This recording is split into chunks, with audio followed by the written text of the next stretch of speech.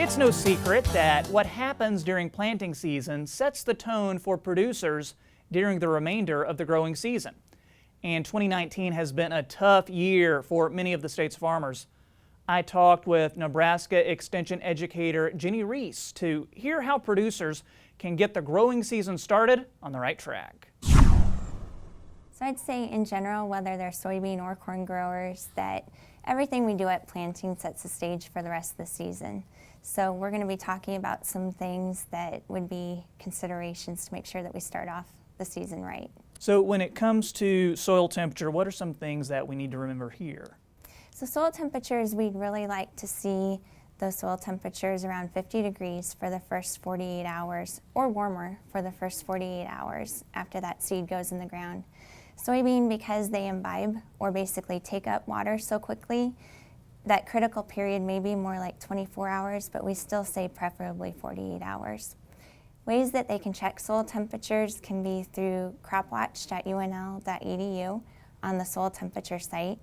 And then also, I've just really been recommending that growers take temperatures for their own field conditions. And they can do that by simply using a meat thermometer as well and just have a good idea. And any reminders that you'd like to share about planting depth? Yeah, so planting depth for corn and soybeans, we've been recommending around at least 1.5 inches to 2 inches deep.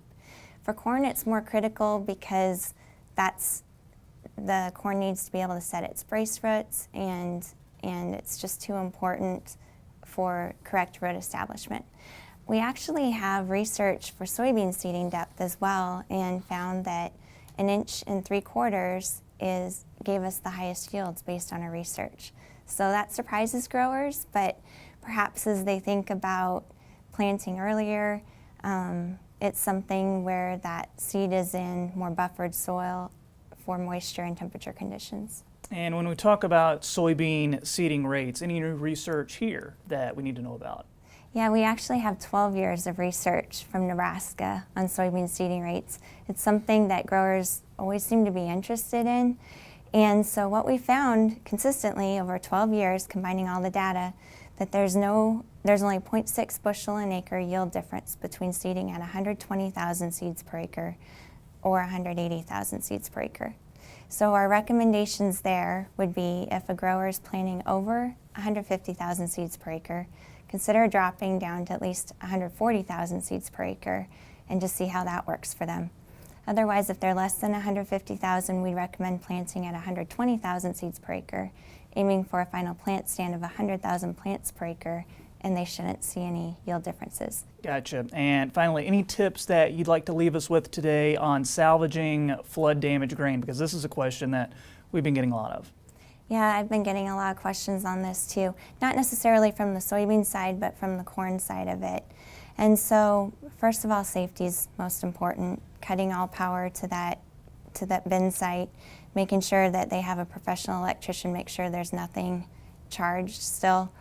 Making sure that, in a lot of cases it may be wiser to have a professional salvage company come in and do this because they're used to these situations. The key thing with this is if they're going to salvage grain, they have to do it from the top and the sides of the bin. They can never take it from the bottom portion of the bin.